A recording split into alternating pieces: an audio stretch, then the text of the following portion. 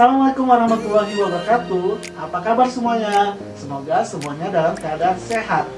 Bertemu lagi dengan Pak Maiko dalam pelajaran Bahasa Indonesia.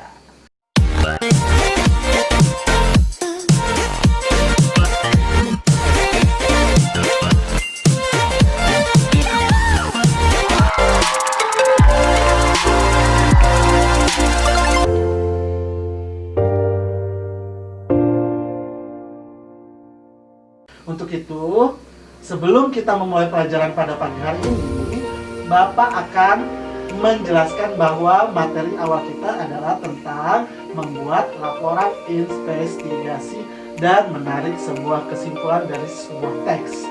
Nah, pasti kalian sudah menyiapkan buku dan pena, bukan? Tentunya. Baiklah, sebelum kita memulai pelajaran pada pagi hari ini, marilah kita berdoa dengan mengucapkan basmalah. Bismillahirrahmanirrahim. Amin. Untuk itu, kalian bisa menyaksikan materi bahasa pada hari ini.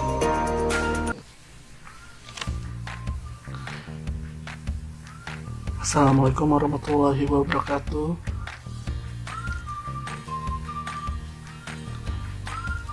Halo semuanya.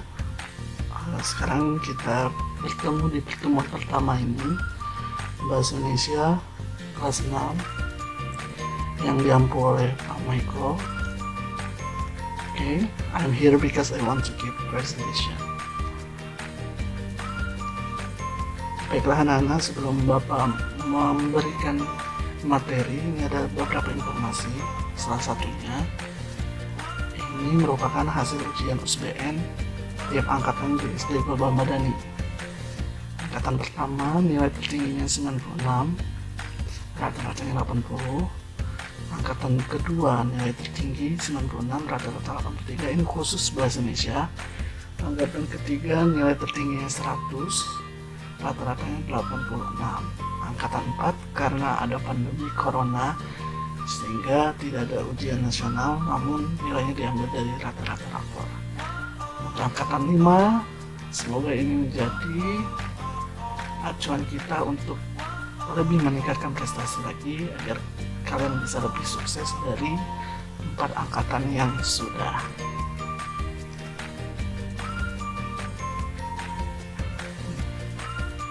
Baiklah, sebelum kita mulai materi lagi, ini ada peraturan yang harus kalian patuhi.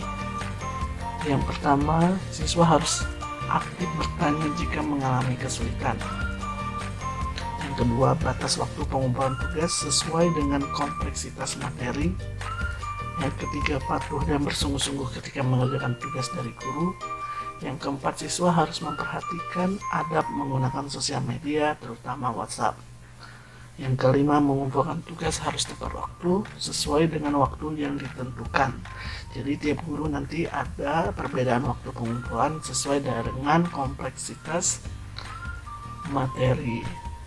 Terus yang terakhir, ini pesan Pak Maiko bahwa selama proses pembelajaran dalam jaringan ini, Pak Maiko sangat senang jika siswa mempelajari bahan atau materi mata pelajaran yang diunggah oleh guru seperti weekly plan, ya.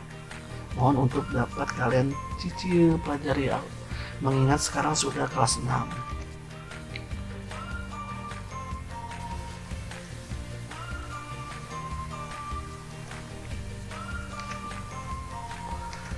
Baiklah, materi pada pertemuan awal ini ada 2, yaitu laporan investigasi dan membuat kesimpulan dari isi bacaan.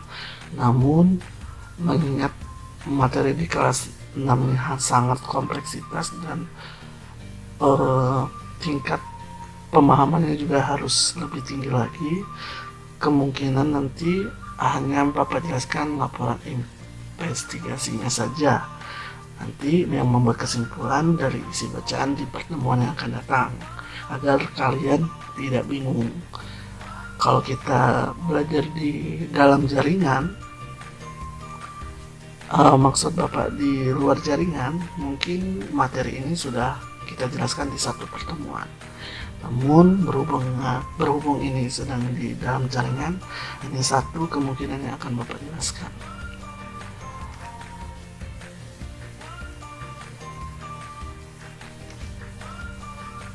Baiklah, laporan investigasi.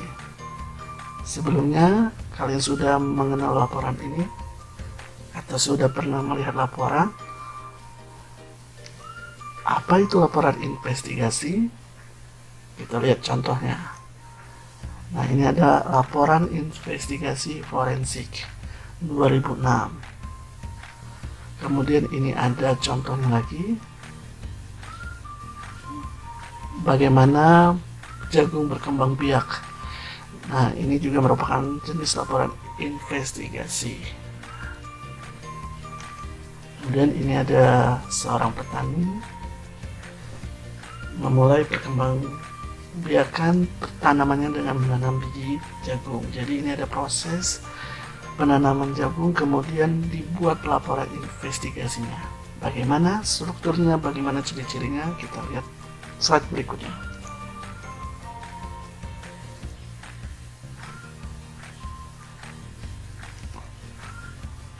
Baik, investigasi adalah upaya untuk mengumpulkan sejumlah fakta, data, atau informasi tentang suatu hal secara khusus. Ya, kemudian dari pengertian atas ini kita dapat simpulkan bahwa laporan investigasi adalah teks laporan yang disusun berdasarkan temuan-temuan fakta yang dilakukan dengan wawancara, pengamatan, atau studi pustaka.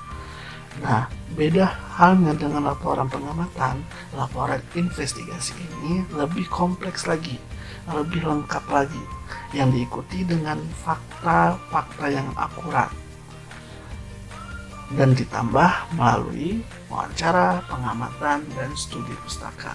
Jadi berbeda ya, laporan pengamatan dan laporan investigasi. Kalau laporan investigasi dia lebih kompleks dibandingkan dengan laporan pengamatan.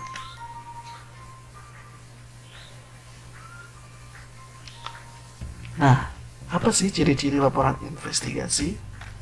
Yang pertama, berisikan definisi umum. Nanti kita jelaskan di strukturnya. Yang kedua, memuat informasi berupa fakta. Yang ketiga, fakta ditulis berdasarkan hasil investigasi yang telah dilakukan. Fakta itu apa, nak? Fakta itu adalah kejadian yang benar-benar terjadi. Jadi, laporan investigasi ini juga bisa dikatakan laporan yang telah dilakukan penelitian terlebih dahulu, yang dimuat dengan data dan informasi yang akurat. Selanjutnya yaitu struktur laporan investigasi. Nah, Bapak bukakan dulu. Yang pertama yaitu ada judul. Judul tahu ya, kepala karangan yang tentunya berada di atas dari paragraf suatu cerita. Kemudian ada alat dan bahan. Alat dan bahan ini merupakan misalkan untuk melakukan laporan investigasi apa yang dibutuhkan. Kalau dia buku atau bibit tanaman, misalkan dia mau laporan investigasi ilmiah, atau juga bisa pena, papan ujian juga ini masuk ke dalam alat dan bahan. Kemudian di struktur laporan investigasi itu ada pernyataan umum. Apa sih pernyataan umum? Yaitu berisi informasi yang bersifat umum dari objek investigasinya. Biasanya di dalam laporan investigasi itu ada kata-kata pengertian. Contohnya yaitu merupakan, adalah, ya, ialah, itu merupakan pernyataan umum. Jadi kalau nanti di dalam teks ada kata di awal paragraf itu ada kata merupakan, ialah, atau adalah, itu merupakan pernyataan umum. Contoh, misalkan Pak Maiko membeli alat tulis kantor. Alat tulis kantor ini kan banyak. Bisa dia pensil, bisa dia pena, bisa dia buku, bisa dia penghapus, bisa dia peruncing. Nah, Kalau pena, penghapus, pensil itu merupakan khusus dari kata bentukan umumnya, yaitu alat tulis kantor. Bisa dipahami ya. Kemudian yang kedua yaitu, mohon maaf, 1, 2, 3, 4. Yang keempat yaitu struktur laporan investigasi, yaitu berisikan fakta-fakta. Fakta adalah hal atau peristiwa yang benar-benar terjadi, nyata keberadaannya. Contohnya tadi, seorang petani menanam jagung, ya petani itu benar-benar menanam jagung. Bisa juga lapor investigasi diikuti dengan misalkan dokumentasi yang jelas, foto. Kemudian sedangkan bedanya dengan fakta dan data, kalau data hanya catatan atas kumpulan fakta, ya. Kemudian yang terakhir yaitu kesimpulan atau pendapat akhir dari suatu uraian berupa investigasi. Biasanya berada di akhir paragraf. Nah, ini adalah contoh laporan investigasi. Ada jagung merupakan salah satu tanaman yang dijadikan bahan makanan pokok di berbagai tempat. Ingat, kata Pak Maiko ada kalimat atau kata pengertian. Tadi masuk ya, merupakan, ialah, adalah. Sudah otomatis ini merupakan struktur dari lapor investigasi bagian pernyataan umum. Nah, benar ya. Nah, kemudian dikatakan lagi di sini, bunga jagung memiliki helai-helai rambut. Ini kan sudah berisikan fakta-fakta yang sudah dilakukan pengamatannya, bahwa dari biji jagung tersebut akan tumbuh menjadi 4 hari bakal tanaman. Nah, tanaman jagung akan terus tumbuh menjadi besar 3 hingga 3,5 bulan. Nah, di sini menjelaskan mengenai bunga jagungnya, berarti dia secara khusus dan secara dilihat dan ada faktanya. Makanya paragraf ini, paragraf 3 dan 4 termasuk ke dalam fakta-fakta yang termuat dari laporan investigasi. Dan terakhir sudah tentu merupakan kesimpulan. Pintar. Mudah bukan mengenai materi laporan investigasi? Sebenarnya Bapak ingin melanjutkan ke materi yang berikutnya, namun mengingat ada 2 materi yang berbeda, takutnya nanti kalian kesulitan untuk memahami materi laporan investigasi. Nah, dari materi yang sudah Bapak berikan, nanti akan ada latihan, mohon dikerjakan ya. Terima kasih. Oh iya, satu lagi, kalau misalkan ada yang ingin ditanyakan, bisa langsung WA ke Pak Maiko. Oke, nanti insya Allah Bapak berikan penjelasan lagi sehingga kalian bisa paham. Terima kasih. Nah, ini materi kedua nanti di pertemuan yang akan datang. Nah, Assalamualaikum warahmatullahi wabarakatuh.